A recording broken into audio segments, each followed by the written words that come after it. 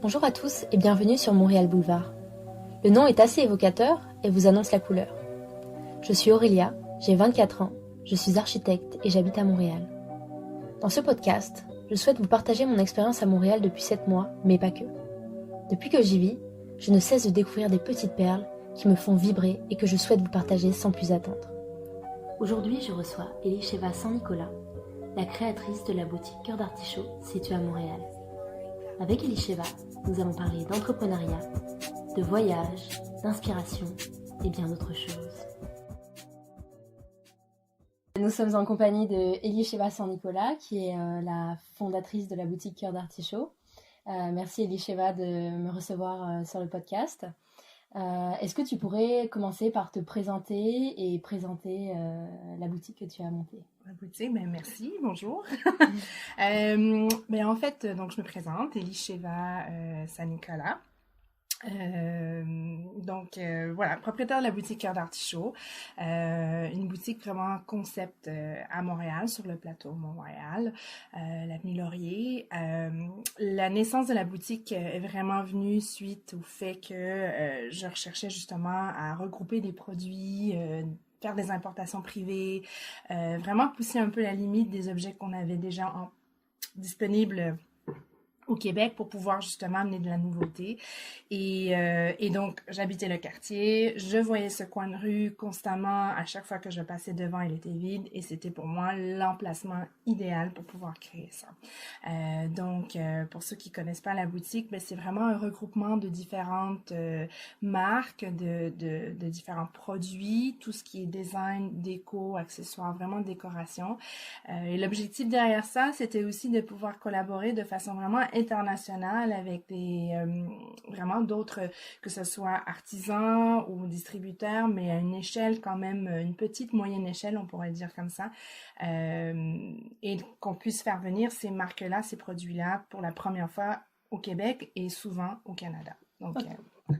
C'est super intéressant. Et est-ce que tu pourrais nous parler de ton parcours aussi, parce que la dernière fois quand on s'est rencontrés, tu m'as expliqué tout un historique, un peu de vie, on va dire, qui t'a mené à ça. Oui, en effet. Donc, voilà. Déjà, en partant du côté très personnel, en fait, je suis née au Mexique et avec des parents qui avaient vraiment un désir de voyager, de connaître le monde. Donc, voilà, on arrive au Canada, à Montréal. J'ai habité quelques années en tant que jeune enfant et par la suite, j'ai déménagé et j'ai vécu en Angleterre plusieurs années aussi. Donc, mon parcours était quand même déjà très marqué par rapport à vivre dans différents continents, différentes villes, différentes langues, et ça m'a évidemment marqué. Et par la suite, j'ai décidé de revenir à Montréal. Je pense que j'avais besoin de stabilité, si on peut le dire comme ça. Puis j'avais toujours adoré Montréal. C'était vraiment une ville dans laquelle je me sentais très bien. Et j'ai décidé de faire des études justement en administration, ressources humaines. J'ai travaillé pendant plusieurs années justement au sein de différentes compagnies en tant que directrice de ressources humaines. Et quelque part, je pense qu'il y a toujours le côté un rêve, un jour, peut-être j'aurai une boutique quand je serai à ma retraite ou quand dans une autre vie. Et j'avais toujours un peu repoussé ce côté-là. J'avais eu une très belle expérience au niveau de ma carrière, donc j'avais adoré ça. Mais quelque part, quand est venu le temps, finalement, que j'ai eu ma fille m'a un peu obligée, entre guillemets, aussi de réfléchir à qu'est-ce que je voulais faire. Et surtout, je pense que c'est une question qu'on se pose, c'est je veux vraiment faire ce qui me passionne. Et quelque part, j'avais un peu refoulé tout ça. Et voilà, l'idée est venue justement quand je parlais avec mon conjoint, Guillaume, qui me disait mais pourquoi tu lances pas ta boutique? Tu m'en avais même déjà parlé quand on commençait à sortir ensemble, que tu voulais une boutique. Et je trouvais ça impossible. Mais quelque part, je me suis dit, on peut pas le savoir tant aussi longtemps qu'on n'essaye pas. Et donc, c'est comme ça que ce projet a commencé vraiment en faisant mes recherches, en regardant la possibilité finalement de faire ce projet-là. Mais je pense que quelque part, le parcours que j'avais eu, professionnel, personnel, bien évidemment, était déjà là. Donc, ça m'a permis très rapidement de pouvoir trouver ma place à l'intérieur du commerce. Et pourquoi tu as décidé d'appeler ta boutique Cœur d'Artichaut? Cœur d'artichaut. Donc, la recherche du nom était assez drôle, déjà en partant, parce qu'on était là dans le salon avec nos petits post-it, avec différents noms, à essayer de trouver le nom idéal. Et moi, j'avais déjà ciblé cœur d'artichaut, parce que cœur d'artichaut, c'est en fait une expression qui est plus connue, si on peut dire, en France, mais ça reste quand même que c'est pour décrire quelqu'un qui tombe en amour facilement, qui a des coups de cœur. On a toujours un copain ou une copine qui tombe en amour facilement. C'est toujours l'homme ou la femme de sa vie. Ben, un peu, c'est un jeu de mots par rapport à la décoration. Ouais. Que finalement, c'est un peu la réaction que j'ai quand je vois des objets, quand je me promène, quand je voyage. C'est vraiment des coups de cœur. Donc, je trouvais ça très approprié. Puis, et puis, depuis là, ben, c'est devenu vraiment... tout le monde en parle. C'est quelque chose... on connaît de plus en plus cette expression suite à la boutique. Ouais, ça c'est. Et pourquoi, donc tu l'as un petit peu dit tout à l'heure que tu passais devant ce coin de rue depuis un petit moment, et pourquoi précisément avoir choisi le quartier de Laurier? Parce qu'il faut dire que tu es situé avenue Laurier, près du parc Laurier, dans le quartier du plateau Mont-Royal à Montréal, qui est très... voilà, il y a beaucoup de commerçants qui privilégient le local, que ce soit dans le domaine de la mode, etc. C'est vraiment un lieu stratégique finalement. Oui, en effet. Ben, déjà en partant, j'y habite. Je suis vraiment à quelques minutes à marche de la boutique. Donc déjà, il y avait ce volet-là. Et quelque part, c'est vraiment déjà physiquement le fait que c'est un coin de rue. J'avais toujours eu cette vision du coin de rue. Les vitrines étaient magnifiques. C'était vraiment un endroit que je voulais. J'avais visité d'autres emplacements sur sur le plateau Mont-Royal, mais c'était pas le passage que je cherchais. Je cherchais vraiment à être la boutique de quartier, me joindre à ceux qui étaient déjà sur place, qui amenaient déjà une vie de quartier, mais je pensais que c'était un plus en fait. Et donc oui, c'était important pour moi parce que je trouvais que c'était le moment idéal de justement offrir une boutique de décoration qui n'existait pas dans le quartier. Sinon, il y en a d'autres, mais dans les plus grands artères. Et c'était aussi la possibilité justement de faire voir des marques. Il y a quand même beaucoup d'expatriés, beaucoup de gens qui sont ici depuis très longtemps, des gens qui voyagent. Donc, je voyais que tout de suite, on reconnaissait certaines tendances, certains produits. Et je pense que la vie a toujours un moyen de... Si ça doit se faire, ça se fait. Et j'avais frappé la porte, cogné la porte pour dire je veux ce local. Et non, finalement, voilà, on l'a eu. Donc du coup, tu l'as dit, dans la boutique, tu as beaucoup d'objets de décoration que tu choisis un petit peu à travers le monde, à travers tes voyages, etc. Est-ce que tu pourrais nous expliquer comment tu choisis tes objets? Oui, bien sûr. Donc déjà, le voyage, je pense que ça fait vraiment partie déjà principale même de comment on a créé l'entreprise parce que ça fait partie profondément de qui je suis, de la façon que j'ai vécu toute ma vie. Mon mari aussi est un expatrié, on vit à Montréal, on a de la famille un peu partout, donc ça faisait partie de qui on était. Et donc, dans les voyages, maintenant, je planifie des voyages, que ce soit 2 fois par année à Maison et Objets, qui est un des plus grands salons, justement, du design, qui est à Paris, ou je vais en Espagne ou au Portugal. Donc, j'essaie de faire mes recherches, justement, dépendant des produits que je recherche.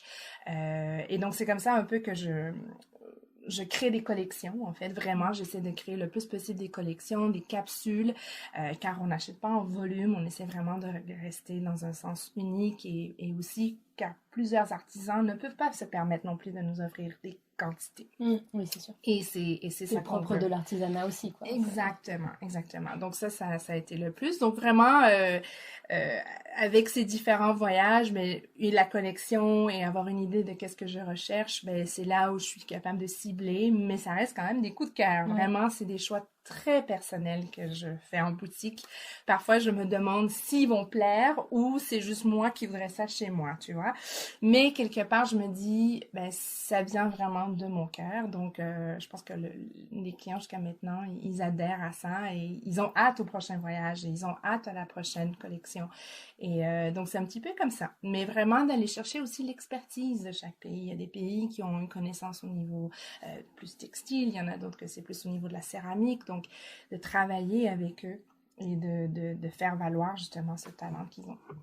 Et je me pose la question, comment tu as développé ton goût comme ça pour les objets? Parce que faut dire que tu as une très belle boutique avec des beaux objets.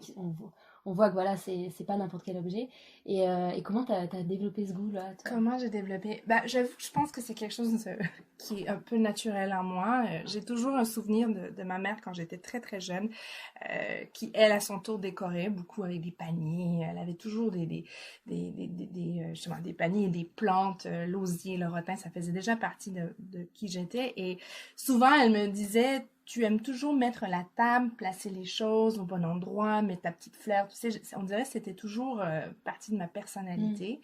Après, je pense que maintenant, on a la possibilité justement d'être influencé par, oui, les médias sociaux, les influences de Pinterest, Instagram, les revues, multiples revues de design qui existent. Mais après, je pense que c'est une question de, encore une fois, d'y aller à ton goût personnel et d'essayer de mélanger toutes ces différentes tendances pour créer, encore une fois, des collections cohérentes.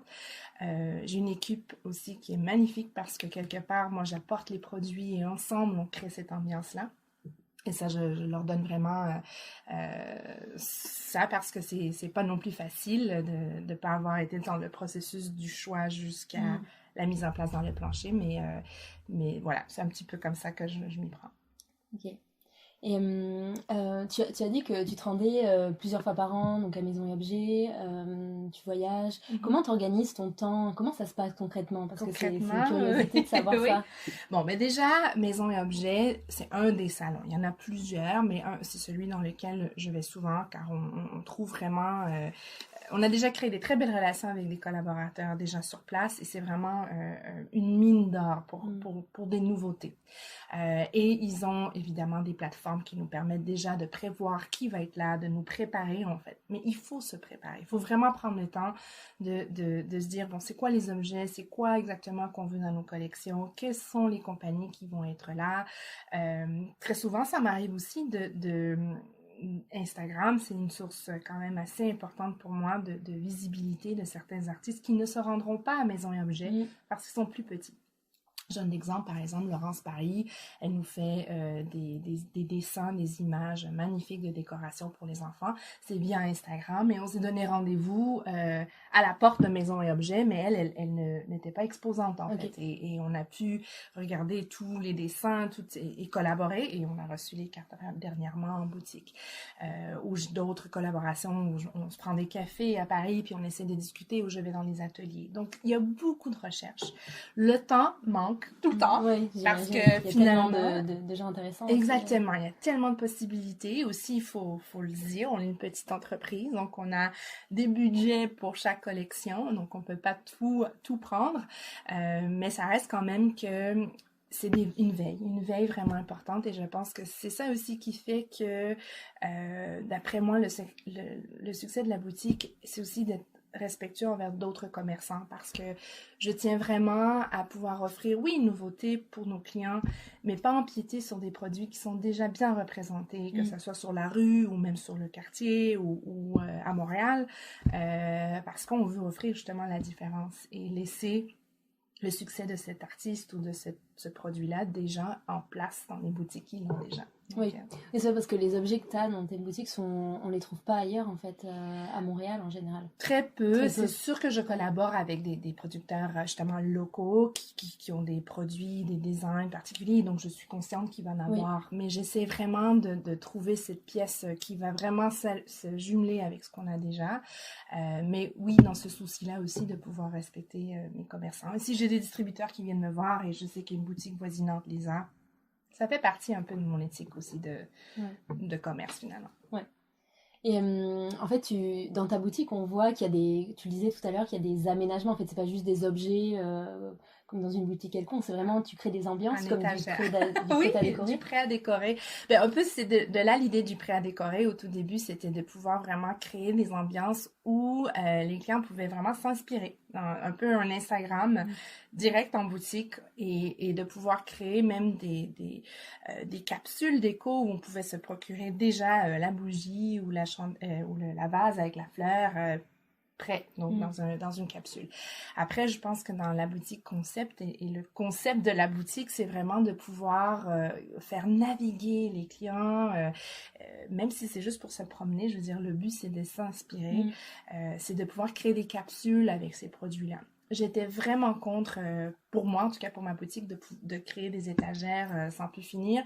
Je sais que c'est le monde du retail, je le critique pas, mais dans ma boutique, je voulais vraiment créer un sentiment de chez soi, de bien-être et d'espace, en fait, et qu'on sente justement que la pièce qu'on prend, mais j'en ai pas 10 en étagère, j'en ai vraiment juste 2. Et ça se peut que j'en ai juste 2 en boutique. Donc voilà, fait que c'était vraiment important pour moi de créer ça.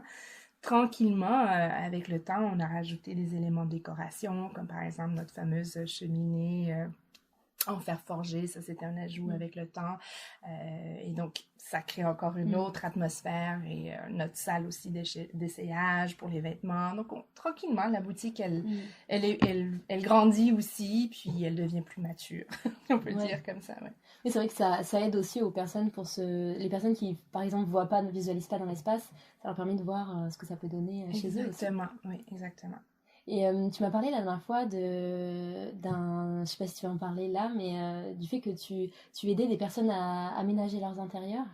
Oui, en effet. J'ai été discrète justement sur ce sujet jusqu'à maintenant parce que, de une, je choisis les projets dans lesquels je travaille, et comme je suis aussi à la charge de cette belle boutique, des fois le temps est pas nécessairement là. Par contre, oui, on a eu la possibilité de travailler du côté personnel, vraiment des clients qui venaient, qui se procuraient des objets, et qui très franchement me disaient, quand je retourne à la maison, j'ai aucune idée comment les placer à l'aide. Donc, ça a un peu commencé comme ça, et ça me faisait plaisir d'aller, de les aider, de prendre ce qu'ils avaient déjà sur place avec plus qu'est-ce qu'ils avaient acheté de la boutique, et donc créer une ambiance en tant que telle. Donc, j'ai fait ça pour plusieurs clients, et aussi du côté plus dans les entreprises au niveau B2B, comme on dit, donc les aider aussi à créer justement des atmosphères à l'intérieur des boutiques. Il y a eu Ratemans avec qui on a collaboré, Additionnel aussi qui nous avait demandé de les aider dans le stylisme de leur boutique et de créer même une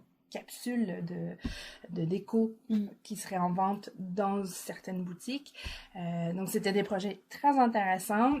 Ça m'a un peu sorti de la boutique justement parce que là tu crées des ambiances avec comment dire, des visions différentes, parce que c'est d'autres commerces, mais quelque part c'était une très belle expérience, et oui, je vais continuer à choisir mes projets, mais définitivement c'est quelque chose qu'on va commencer de plus en plus en mettre à l'avant, parce qu'on nous le demande de plus en plus aussi. Oui, c'est sûr. Donc voilà, c'est comme ça que on va commencer de plus en plus à le faire. J'ai vu aussi que vous aviez commencé récemment une collection un petit peu mode dans la boutique. Enfin récemment, je sais pas si c'est si récent que ça, mais tu disais que c'était pas prévu au début. Exactement. Et puis finalement, ça s'est présenté. Ça s'est présenté par la demande générale. Okay. Oui, au début, j'étais très axée décoration, accessoires déco, suspension luminaire, rideaux. Et en fait, on a eu à un certain moment une capsule de vêtements pour enfants qui a très très bien fonctionné. C'était vraiment encore une fois des vêtements d'importation très différents de ce qu'on retrouve, et par la nature même des mamans qui venaient se procurer des vêtements pour les enfants, on nous demandait, et nous, et que c'est quand pour nous? Et donc bon, finalement, je me retrouve à être à Paris au même moment que Maison et Objets. Il y a un autre salon, Who's Next, qui est l'équivalent, si on peut le dire, de Maison Objet, mais pour les vêtements. Donc, c'est vraiment homme, femme, enfant. Et donc, j'ai commencé par curiosité, mais bien évidemment, le cœur d'artichaut en moi n'a pas pu résister. Donc, on avait commencé avec une première collection. On a une marque qui s'appelle Louison. On était encore une fois les premières à les avoir au Canada. J'étais très contente. C'est une petite entreprise, c'est une frère et sœur. C'est vraiment, vraiment intéressant ce qu'ils font. Et donc tranquillement on a rajouté, et là on a rajouté, et là on va avoir 4 sinon 5 marques en fait pour femmes. Une qui combine femmes et enfants, qui est Mileida, et notre dernière, ça va être Sessoun aussi, qui est une autre compagnie, qui on est très content aussi de collaborer par leur esthétique et leur façon. Ça va être une découverte, une nouvelle marque pour le Canada. En fait, il y a vraiment personne au Canada qui les a, mais leur éthique de travail, l'usage des tissus recyclés, vraiment il y a tout un volet de respect de l'environnement qui est très important. Puis je pense que c'est la conscience qu'on prend de plus en plus au niveau des vêtements.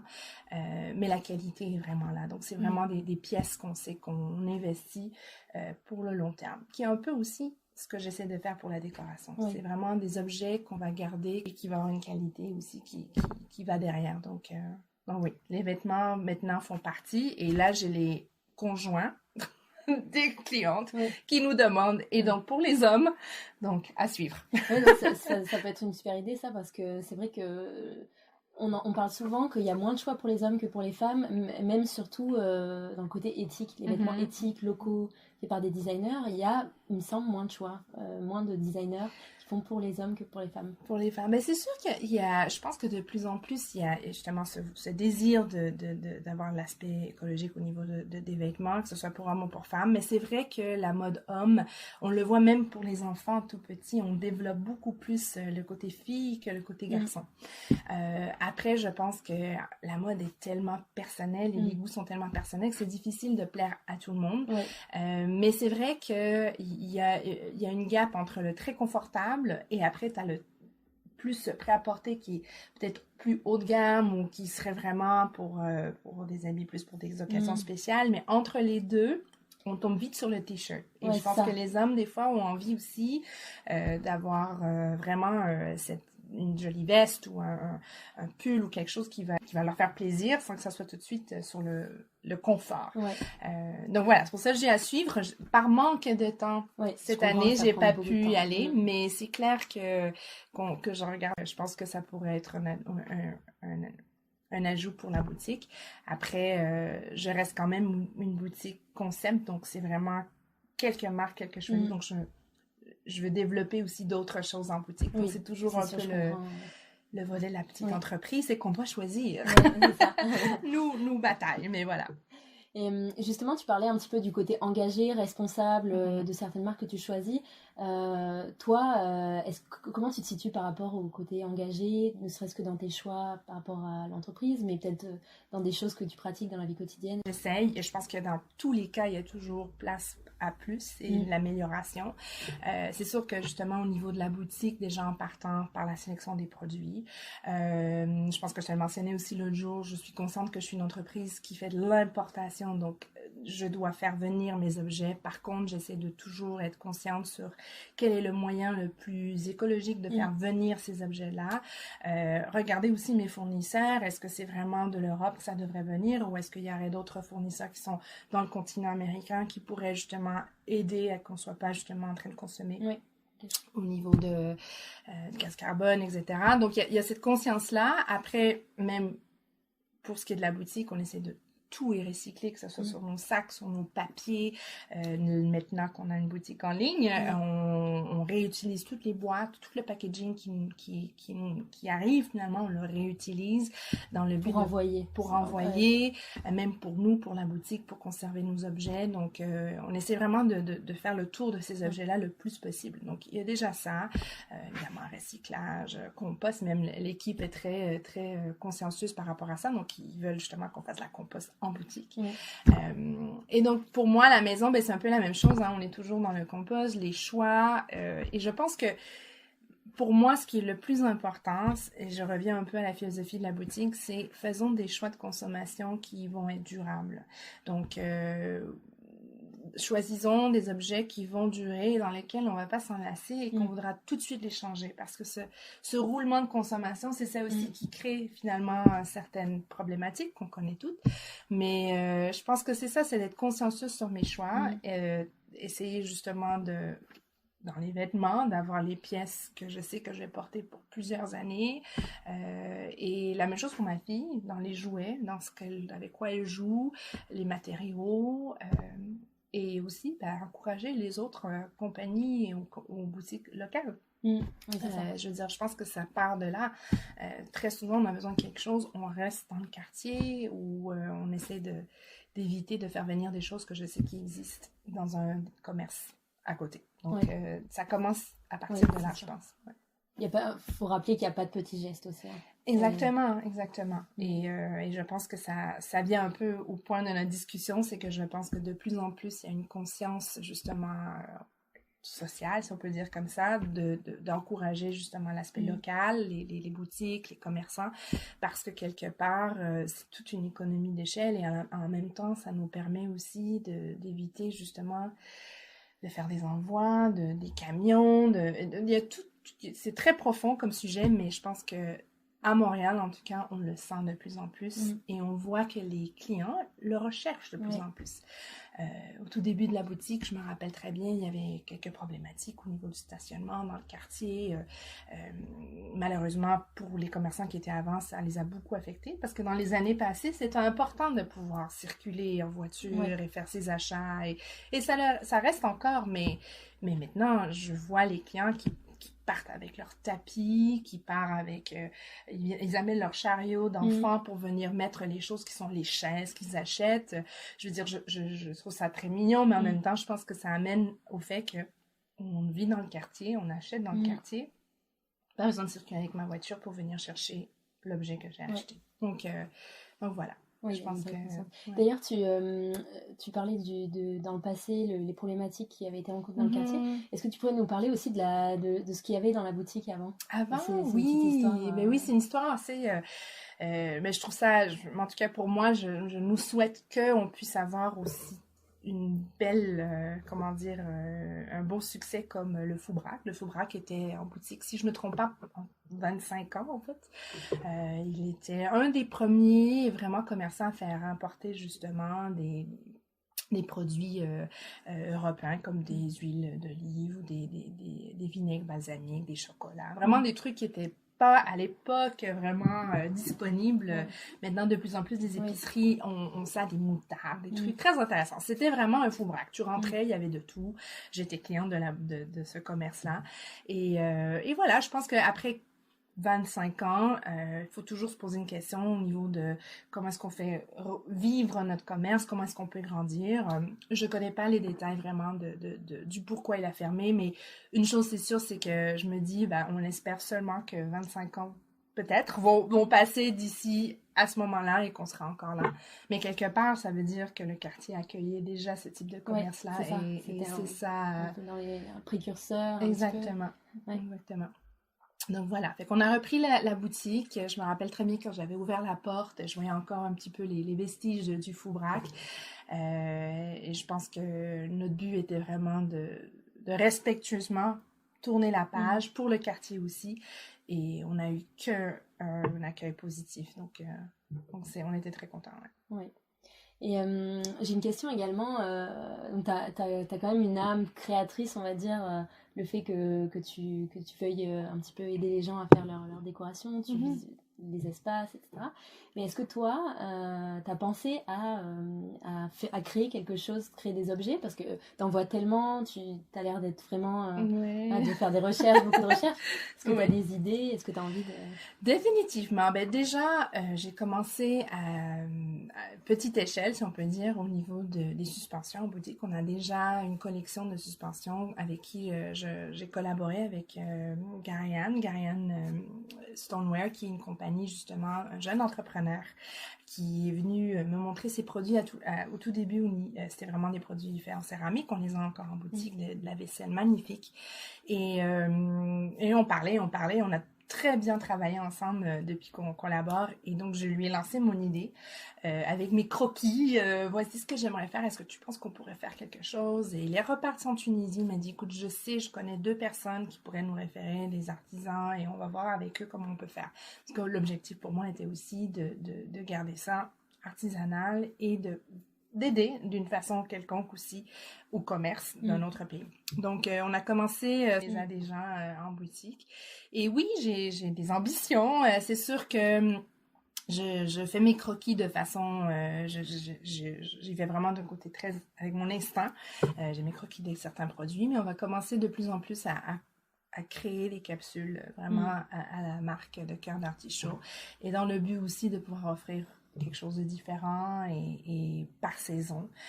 Donc, à suivre, à venir, mais définitivement, on va faire de la place justement pour ça, ce type de projet-là en boutique.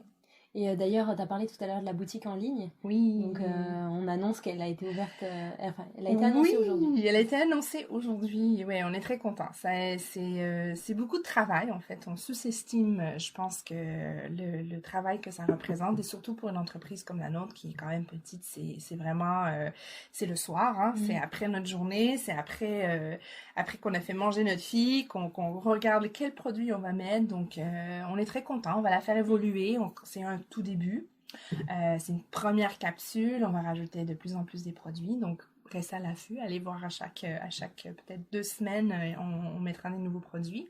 Mais on est très contents et ça nous ouvre aussi la porte au Canada finalement, parce que quelque part, pour le moment, on était Montréal. On avait des clients qui étaient très loyaux de Québec qui nous appelaient souvent parce qu'ils voyaient des produits sur Instagram.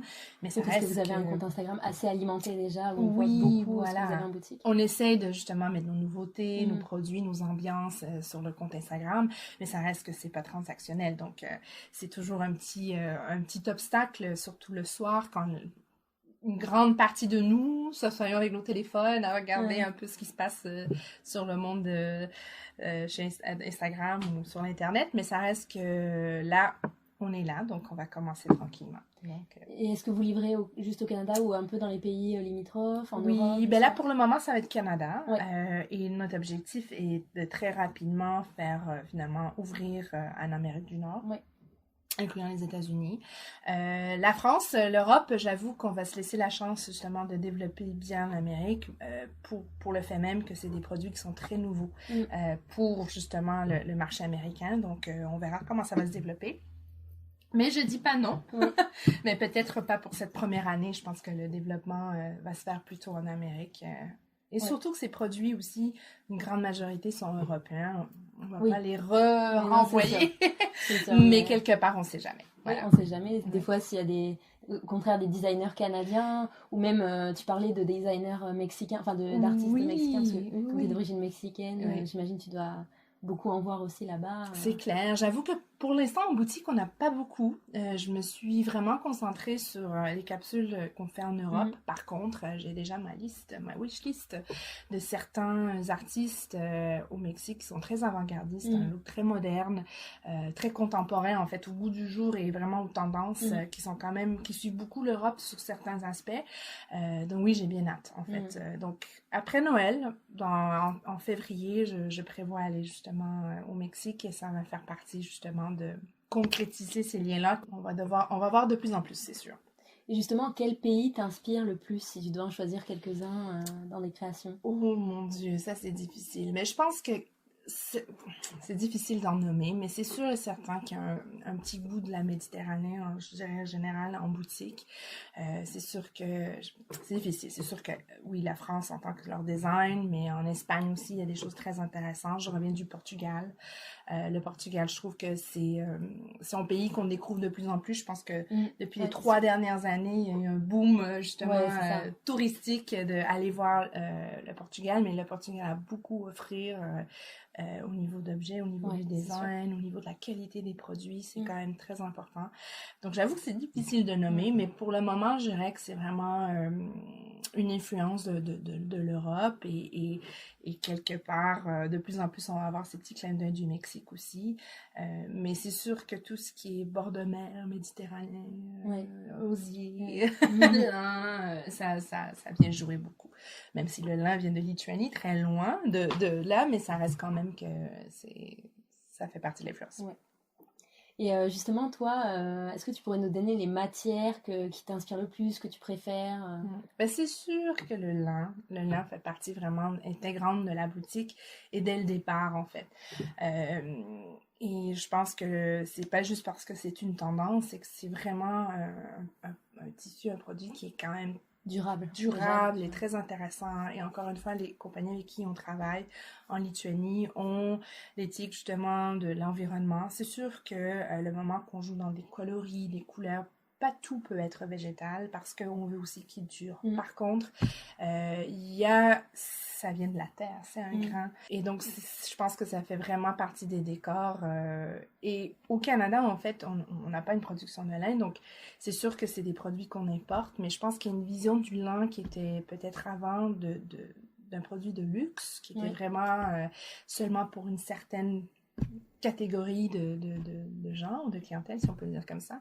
Et le lin qu'on voit de plus en plus ou qu'on importe, ben, c'est un lin de ce que j'appelle de tous les jours, qu'on est en mesure de mettre notre nappe et pas être fâché si elle se tache et on peut la relaver. Et même c'est mieux d'avoir des débarbouillettes dans nos sacs à main pour essuyer les enfants. Tu vois, il y a plein d'autres choses qu'on peut utiliser le lin qui est flexible, mais c'est pas nécessairement un produit de luxe. Donc le lin, oui. Et je me rappelle... petite capsule, petite note, quand on a ouvert la boutique, j'avais une petite table et j'avais 3 coloris et j'avais juste 2 tailles et j'avais commencé très petit parce que je me suis dit, je sais pas ça va être quoi la réponse en fait, est-ce qu'on va aimer ça, est-ce qu'on va trouver ça bien, et vraiment une semaine plus tard j'avais plus rien. Et donc, c'est là où je me suis dit, OK, je pense que ça plaît. Et souvent, me demander, c'est quoi ce matériel, de où ça vient. Donc, il y avait d'autres personnes qui connaissent ça très bien. Donc, c'est ça qui est intéressant de voir quand on amène des produits comme ça. Bon, oui, le lin, c'est pas mal ça. Et est-ce que tu as des artistes que voilà, coup de cœur récents ou voilà. Oui, ouais, ben dans la boutique. Ben c'est sûr que niveau, par exemple, si on parle vraiment art, photographie, moi, justement, dans la boutique, je voulais vraiment donner une place à la photographie. Je pense qu'il y a beaucoup d'images ou comment dire, d'affiches qui existent déjà dans d'autres boutiques. Et aussi un petit clin d'œil à mon père, parce que mon père est photographe de profession et professeur à l'université. Donc, j'ai eu la chance de rencontrer Alexandre Thibault, en fait, qui voyage, en fait, de Montréal, qui voyage un peu partout dans le monde et qui revient avec des capsules de photos quand même incroyables. Et là, en boutique, on a justement une capsule de quand il est allé au Maroc et c'est des couleurs de dunes assez incroyables. Donc, pour en nommer un, c'est sûr. Ça serait Alexandre pour les photos. Après, c'est sûr que la nouveauté en boutique, je dirais, c'est la designer Sarah Lavoine. Elle est française, elle a maintenant des boutiques elle à son tour, mais elle est designer d'intérieur. Elle avait commencé à faire vraiment plusieurs projets au niveau de restaurants, d'hôtels, et ainsi de suite. Ce que j'aime d'elle, juste si je peux la nommer, c'est juste qu'elle combine vraiment les matériaux et les couleurs d'une façon quand même intéressante. Elle reste tendance, mais elle a son style à elle, et ça, je trouve ça le fun. Voilà, c'est peut-être 2 que je peux nommer rapidement, mais après, oui, il y en a beaucoup. Donc, tu as choisi la ville de Montréal pour t'installer. Oui. Et en quoi tu dirais que Montréal, c'est une ville qui a une certaine ambiance assez créative, finalement. Et en quoi tu Mais pour moi, Montréal, c'est drôle parce que c'est vraiment une ville dans laquelle je l'appelle mon port d'attache, en fait, parce que peu importe ce qui est arrivé avant ma vie, avant la boutique, je revenais toujours à Montréal. Montréal m'appelait toujours pour X, Z raisons. Plusieurs fois, j'ai essayé de la quitter pour aller dans des voyages, pour habiter justement, retourner en Europe, et pour X, Z raisons, je revenais à Montréal. Donc pour moi, Montréal, ça ce sentiment un peu de vraiment une ville où je me sens très bien et c'est ma maison, peu importe. Après, Montréal, c'est sûr que dans les dernières années, je trouve qu'elle a vraiment... on sent cette influence justement d'artistes, on revient sur le local, de vouloir encourager les entreprises locales, d'être un peu plus curieux aussi de qu'est-ce qui se passe ailleurs et les influences d'autres pays.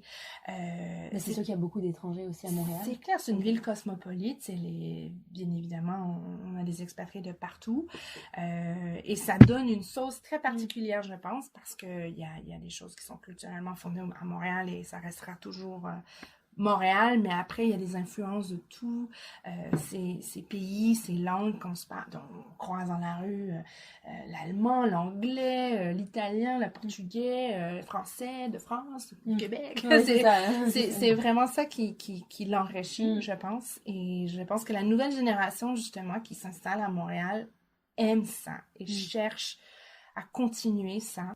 Et je pense que c'est un plus pour la ville. Mais définitivement, c'est une ville à aimer. C'est sûr que je conseille cette ville. Oui, c'est clair. Vraiment. Et qu'est-ce que tu donnerais comme conseil à une personne, par exemple, qui voudrait décorer son intérieur et qui ne sait pas par quoi commencer Par quoi commencer? Mais je pense que l'idéal, moi, le premier conseil, même aux clients qui viennent, c'est qu'est-ce que vous avez déjà? Qu'est-ce qui existe déjà dans la maison, dans la pièce ou où est-ce qu'on veut faire l'aménagement, que vous tenez à garder, que vous voulez conserver parce que ça vous rappelle un voyage, parce que quelqu'un vous l'a donné. Je pense que avant tout, les objets qui ont un souvenir ou qui ont une histoire qui se rattache, c'est ceux qu'il faut absolument qu'on conserve. Donc déjà, ça, c'est la base. Et après, ben, c'est vraiment de faire un tri et de regarder qu'est-ce qu'on peut se permettre de faire. Parce que l'idée aussi, c'est pas de dire on détruit tout ou on jette tout et on recommence à zéro. On a tous des budgets et ça, je pense que c'est important à tenir en compte. Mais après, c'est ça, c'est de pouvoir prendre ce qu'on a et rajouter cette peut-être pièce qui est nouvelle, qui se rajoute. Moi, je suis toujours pour une petite tache de couleur ici et là, mais de garder ça très neutre parce que je pense que ça nous amène à être plus tranquille à la maison. Et notre maison, c'est vraiment où est-ce qu'on devrait se sentir le mieux. Donc voilà, c'est un conseil assez vague, mais je pense que regardez ce que vous avez à la maison et bien, les plantes. Les plantes, on peut pas, on a maintenant les livres de Urban Jungle. Je veux dire, les plantes doivent faire partie le plus possible du décor parce qu'elles nous amènent de la vie, nous amènent de l'oxygène et puis vraiment, quand on n'a pas beaucoup de budget, c'est vraiment le truc qui peut vraiment changer une pièce. Est-ce que ça a été difficile de monter ton entreprise au Québec? Au Québec, ben j'avoue que j'ai pas de comparatif, donc je pourrais pas comparer avec d'autres pays. Mais c'est sûr que moi j'ai trouvé que justement à Montréal, au Québec, j'ai été très bien accompagnée. Parce que le moment où je me suis dit bon, j'aimerais lancer ma boutique, j'ai fait mon plan d'affaires, j'avais une idée de qu'est-ce que je voulais faire. Il y a multiples organismes et informations, que ce soit sur le web ou via PME Montréal par exemple, qui peuvent vraiment encadrer un nouveau entrepreneur ou qui aimerait au moins voir la possibilité de son projet.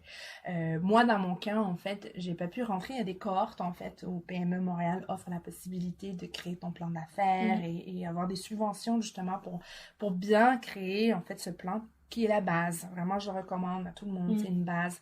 Il faut prendre le temps de réfléchir, de voir est-ce que c'est viable ou pas. On peut être positif, mais parfois, il y a des points qu'on réfléchit pas et quand on ouvre le commerce, on se rend compte que oui, on aurait dû vraiment s'en rendre compte. Donc, conseil numéro 1, c'est ça.